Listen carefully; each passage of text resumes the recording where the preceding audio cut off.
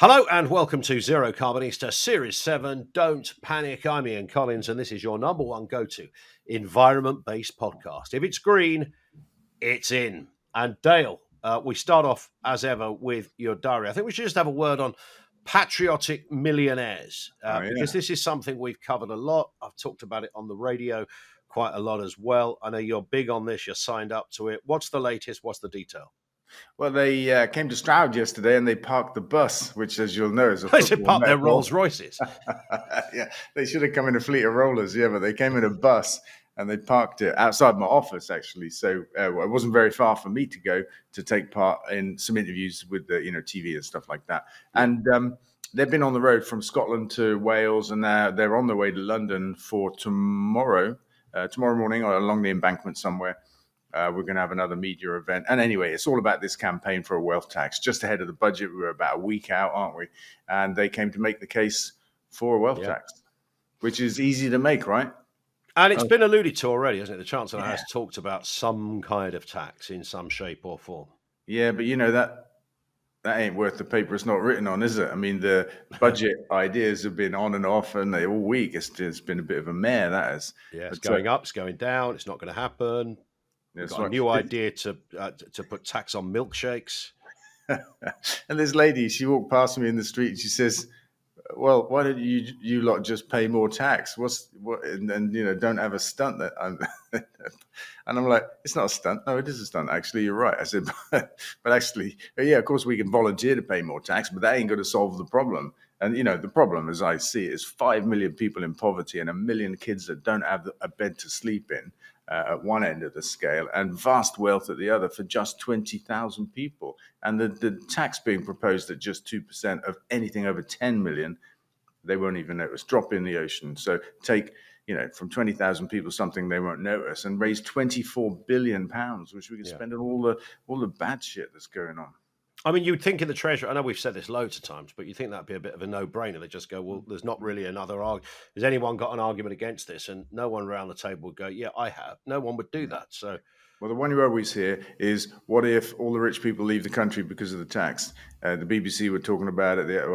They're in disgrace at the moment, aren't they? So we don't care what they say. ITV, they were talking about it. I mean, everybody's talking about it. And it's a right-wing narrative that rich people will leave. The Patriotic Millionaires undertook a survey of their own of millionaires, and the vast majority support the idea of a tax. So that's one thing. Another thing is, not going to leg it. We should say you are speaking to us from your home in Barbados today. From my rich villain's lair. Look at it. Like, really, got there by a helicopter. There it is. Look at that lair. That's a lair's lair, that one. We haven't talked about my chopper for a while, have we? I feel we're missing something. Yeah. I mean, we need our listeners to chip in with the chopper. We always used to get the question. I waved at you this week, Dale, when you were flying above our house in Stroud. Just all this old nonsense. Yeah. But we had some fun with it. Not as much fun as Forest Green Rovers last weekend, of course, because you're back up there. We're having such fun, and we're top of the league. I mean, that's the icing on the cake. And Saturday's game, it wasn't one of those knife edge games where you thought, oh, there's lots of jeopardy in it. Not for Forest Green fans. The game marked the campaign of the National League for 3 promotions from the National League into the EFL League 2, where when you get there are 4 promotions into League 1. So we're saying, come on, this is a bit unbalanced. You've created a bottleneck to keep teams up in League 2 and prevent them coming up from the National League. So all the kickoffs were at 3 minutes past 3, which I thought was fabulous. We got to half-time, 3-0 up, which I thought was fabulous. We had 3 minutes of extra time, and we had 3 yellow cards. I mean, what the f***? Yeah. So it's a big 3 thing. And what's the... Numerologists would have a field day with that shit, wouldn't they? They would. And we won the game 4-3, went to the top of the table. Happy days. Yeah, happy days. Did I say 4-3? That's nonsense. 3-1. 3-1. 4 goals in total. 3 of them were yours. That's right. We won the first half, lost the second half. Yeah. Talking of monkeying around with numbers, we've got a correction to make, Dale. Oh, yeah. Yeah. I have to remember what it is now. It was about the report that came out that said since the election, something like 120 million of contracts have gone from government to people that have given money to Labour. We talked about that. Someone were companies like KPMG that simply second staff into every party, and when one of them becomes government, it looks like a donation to government, and that's all fine. But where I made a mistake is the report looked back at the previous Tory administration, and I said, and they found 150 billion of the same thing, contracts going to donors, but the real number was 8.4. Oh, no, there was another version, 25. Sounds much better from my point of view. There were two versions. So there were two versions of this, yeah. Forget 8.4, let's go 25 bill. No wonder I'm confused. Anyway, it should have been 25 billion. It's still a shed load of money. Instead of being 1,000 times more than what Labour have done, it's a mere 250 times more than what Labour have done. So, there we go. Still quite a lot more. It doesn't put you in any position to be, swiping at the sidelines. No, or threaten to sue me like Donald Trump has the BBC. Yeah, is that going to happen? Nah, I can't see him winning if he does, because the crime just ain't. It's not $1 billion crime, Donald. Yeah, or maybe 5 billion. It's just going to be one beautiful number. It's a beautiful, beautiful lawsuit, and it's going to be between 1 and 5 billion. It's like, really, and he's got to do this in some shack of a courthouse in South Florida. Oh, maybe that's right. He'll try and use American law. Yeah, maybe you're right. So, and they'd have to prove that he was damaged, despite the fact he went on to win a landslide election. So, clearly not. Well, yeah, but I thought the program only came out a couple of weeks ago. No, it was exposed a couple of weeks ago, but it actually went out a couple of weeks before the election. Gotcha. Yeah, well, you're right. The funny thing, it's funny you mentioned that. No one said jack shit, did they? For months. No. When it was on TV that night, nobody said, "Oh, have you seen this?" No, not at all. It was like my Hamasgate comment to two Labour conferences ago. Went for a whole year. Yeah, and nobody said anything, and then somebody found it, scratched away at it, and then there was a right-wing pylon. Yeah, which came out in your favour, of course. Yeah, so far. Massive. Well, actually, I mean, it's 9-0 at the moment. You can't overturn that. There's only 2 cases standing, so 9-2 is the worst it could be. Shame there's not a 3 in it, is there, just for consistency? Well, there's 3 3s and a 9, obviously. Well, that's very true. Everything, this is a sort of mathematical Cartesian kind of production here. Should we go to this story? Climate change fears could fuel drug use, according to the Health Watch. We talked about this in the week. I mean, this is essentially people who are freaked out by climate change and they're turning to the narcotics or the drink or even violence.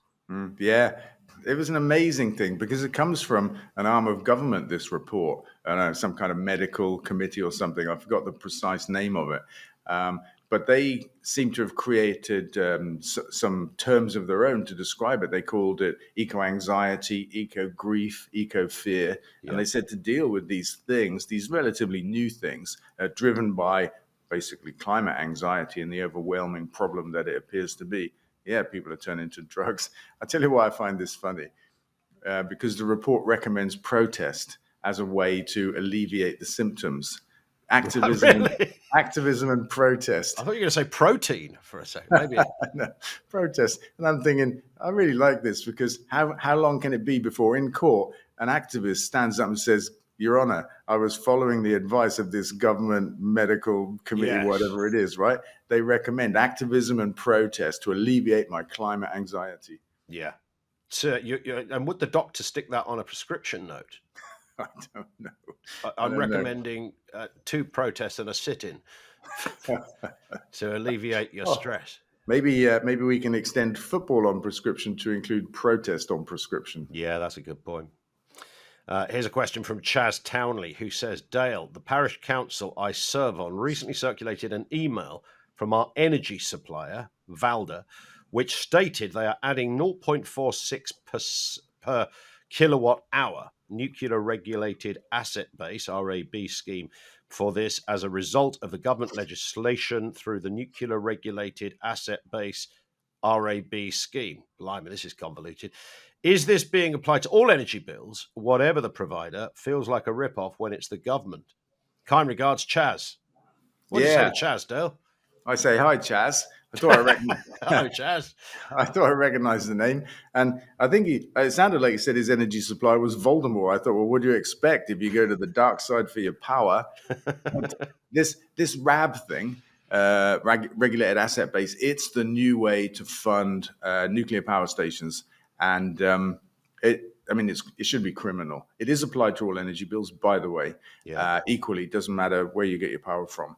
But it's for Sizewell C, and the government are going ahead with building it. And for the 10 or 15 years that they build it, we'll be paying them as if it was running. Wow. So they'll be making money while they build it, while we wait for the power to come on the grid and save us all from I don't know what. Yeah. So didn't they announce this week some of these smaller ones that are going to crop up? They did. And I mean, they're a lot of fun, actually. We hear a lot about them, how smaller is cheaper, right? Nobody ever said that, did they? In the world of industry. No, nobody did.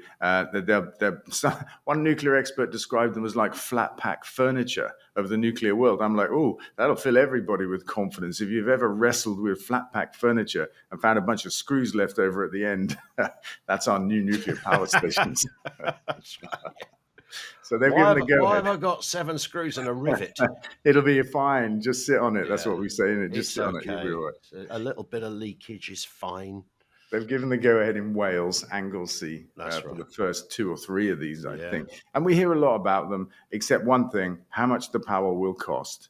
Now, they either don't know or they don't want to tell us, but the stories are complete, except for this missing piece. It's going to be cheap, apparently. It's going to be quick, apparently, but 10 years. I don't call that quick, but we don't know what the price will be. Now, I don't know if the RAB is for them, actually. I haven't heard that, but it well could be. Yeah, well... I mean, we keep our eye on this one because we have talked about it many times over the last couple of years. We'll see, what the proliferation of these things looks like over the projected year ahead. I think we should mention as well somebody else here, Marina Silva. Now, a lot of people don't know about Marina Silva, but Marina Silva is Brazil's environment minister. A lot of people didn't even know Brazil had an environment minister, but they do. Marina is urging all countries to have the courage to address the need for a fossil fuel phase out, kind of creating a sort of roadmap. Sorry. You ended suddenly then. I did. She is. What can I say? I like it. People around me are saying, where's the anxiety about having such a thing amongst the oil producing nations? And I think the fact is they don't want a date. They've been okay so far with embracing the broad principle that one day we have to give up fossil fuels. They're like, yeah, sure, that's fine, that's logical. But they don't want the day named. I think that's the problem. Yeah. You remind me there of a cop story that or perspective that amused us. Lula, the president, has got a fund to save trees in the Amazon. Mm-hmm. And we went there. Keir Starmer went there on behalf of Britain and said, sorry, Gov, we're skint back in Britain. I can't put any money into this fund. And this is about 2 weeks after we just committed another £500 million a year to Drax to burn Canadian forests. So we can't help save the rainforest, but we can pay to burn the Canadian forest. I'm like, what's the logic there? There must be, if Starmer was sitting here now, Dale, he'd go, right, that sounds a bit shitty, but here's the reason. Or would he? I don't know. Would there be no reason? I think the reason is to keep the lights on in our country. Drax was a massive coal burner, I think the biggest in Europe, the biggest polluter in our country. And they had the bright idea of moving into burning trees instead of closing down. You can understand why from their point of view. It gave them a future. And they persuaded the government it was a good idea. So, I mean, they're a fairly big player on the grid now in Britain. Sure. When they burn 250-year-old Canadian trees, they lie all of the time about it. Mm-hmm. And at the moment, they're getting nearly £1 billion a year. So it has to be said, this new subsidy scheme will put them on a diet, subsidy-wise, get them down to £500 million a year. And, the kind of end has been mapped out for them. But in the meantime, we're burning ancient Canadian forests, and we can't protect Brazilian forests. And I find that amusing. Well, here's something else that's quite amusing, Dale. To the other side of the world, China, that is always kind of, still remains in the eyes of some people the big, bad bogeyman of pollution. But interestingly, China's CO2 emissions have been flat or falling for nearly 2 years now. Yes. And we talked about that here on this podcast. I think 6 to 12 months ago, I saw a report that forecast that China would peak Sometimes 6 months ago, 6 months ahead. It was one of, because nobody knows for sure. It was like any time now, emissions in China are going to peak. And it looks like that they peaked longer ago than anybody realized, which is so funny. You've got all the right-wing, I obviously exclude you in this, all the right-wing, shock jocks over here go, what about China? What about China? And actually, the truth, Gov, is their emissions peaked. They make 90% of the world's solar. They install twice as much annually as the rest of the world put together, and so on. All of those stats. But the really big one is their emissions peaked because everybody's like, oh, they're building coal power stations and, blah, blah, blah. China have got their act together. I think it offers us enormous hope for fighting the climate crisis. I make this point on air all the time. I then endure a week-long pile-on from people who want to refute these facts as kind of urban myths in some sort of shape or form. But it is there for anyone to see or check that their emissions have been flat or falling over 18 months. And they build twice as much renewable energy every year as the rest of the world put together. Yeah. I mean, I think they're doing their bit, actually.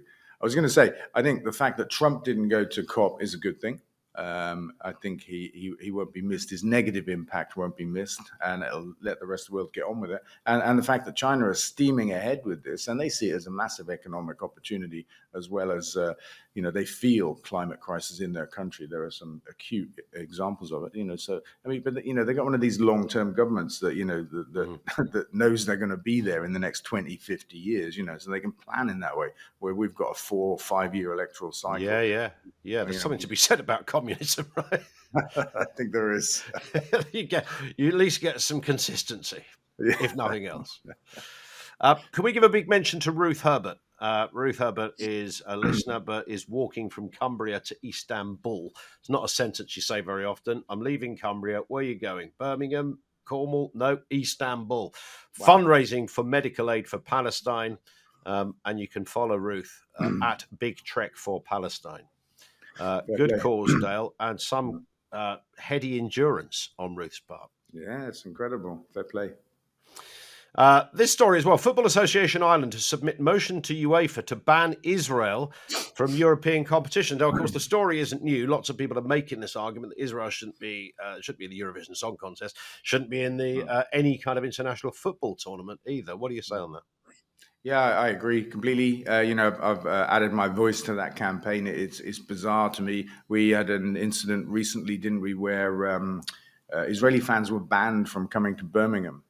And there's a big old hoo-ha about that. That was on the advice of the police, who feared for the safety of the local people. Government said they were going to intervene because it was shocking, like kind of suggesting it was anti-Semitic, because it wasn't. They didn't intervene. The fans were banned. The game did go ahead. Don't know what the score was, but I think that was a kind of example of how in our government we overreach, trying to overcorrect any potential kind of prejudice against Israel. I don't understand that. Ireland have been at the forefront of moves on the Eurovision and football now. Spain are incredibly outspoken, and the Palestinian national team played a game in Spain, I think for the first time that they've ever played in Europe, just a few days ago in Bilbao. And I thought that was fantastic as well. Europe needs to do more. I mean, this is the cultural front leading the way. We need economic sanctions. We need, we need boycotts and that kind of stuff, because what Israel are doing and have done is abhorrent. Question from Ellen P. Dale, I saw that Forest Green Rovers are going to sell Cola Gaza. Is this made by Coca-Cola, one of the world's biggest plastic polluters? What's going on, Dale? It's actually Gaza Cola, I believe, the name, that way round. And it's made in Gaza. It might be made in the West Bank. Nothing's made in Gaza at the moment. It's just like the surface of the moon. It must be made in the West Bank. It's called Gaza Cola. Maybe the proceeds go to Gaza. I bumped into it at that ethical consumer thing I did a couple of weeks ago. We talked about. It was one of the outcomes. I thought, well, I'm going to chase that down. So we ditched Coca-Cola years ago. But one of the things we kept was one of those streams of cola. People like that. Like you can fill a pint up with a, you see the thumb. So we got a Pepsi version of cola instead, which I think is probably less bad, but still not good. So what we're going to do now is see if we can't replace that and get right on the right side of the Coke situation with Gaza Cola.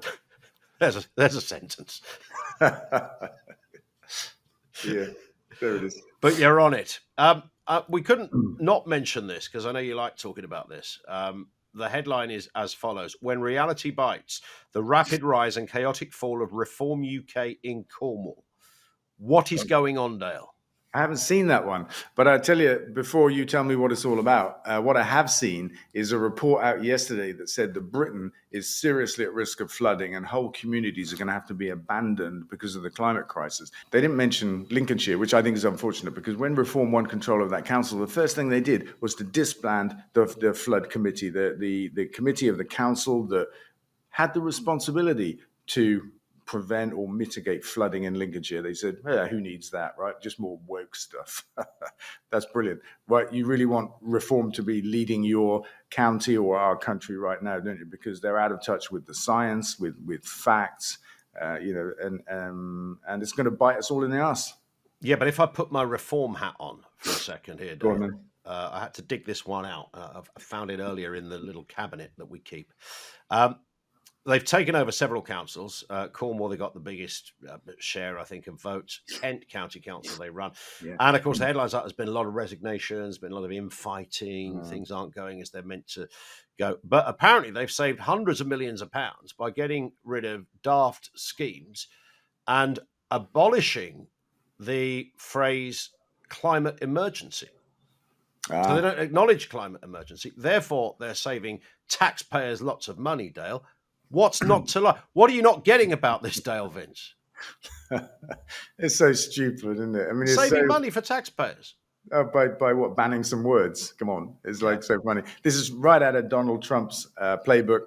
I mean, Farage mimics Donald Trump. He thinks that these are the keys to number 10 for him. Just do what Trump does. He's like, oh, we'll have a Doge, right? The Department of Government Efficiency, which Elon Musk f***ed up so badly. And they pledged to save 100 million in Lincolnshire, I think it was, when they first took control. Then they claimed they'd done it. I don't know if you remember that story. And then somebody popped up and said, no, you haven't. We're paying exactly the same for our IT as we were going to pay before you got elected. And it's like, yeah. And banning words to save money. I mean, are we living in 1984? Do you think we should file this under the let's come back to this story several times file? I think we should file it under we're bound to come back to this story many, many times because it keeps on giving. Final question from Trish Owen on Messenger, who says, Dale, please will you set up that media organisation you mentioned a while back? We need something to compete against RW News. Oh, I haven't heard of right-wing news, I think. Oh. Well, the BBC are accused of being a left-wing news organisation. Yeah, they are. In fact, all the right say that all the mainstream media is left-wing, and the left say that all the mainstream media is right-wing. Yeah. It's interesting, isn't it? It's just a question of where you sit. Your perspective is different. Yeah, totally. I know. But yes is the answer. Yes, I will hurry up. And if you keep an eye out next Monday, the story will break. Wow. Something's going to happen next Monday. We can report on it next Tuesday. Oh, yeah. You're ready for release on next Wednesday. Wow, look at you. You got We're it all back to mapped out. 3 days of things. Oh, shit. Actually, yes. And at the heart of our story are also another 3 things, but I'm not going to tell any more. Okay. Can't wait for this. I think 3 is a magic number, actually. Well, it clearly is. It's dominated this podcast. Yeah. I mean, it has a role in my life as well, I think. There you go. Love it. Dale, we'll speak in a week. Yeah. You can follow Dale on socials, of course, on X /Dale Vince, Facebook.com/Dale Vince, and of course, and on the TikTok too. And in some new media coming on Monday.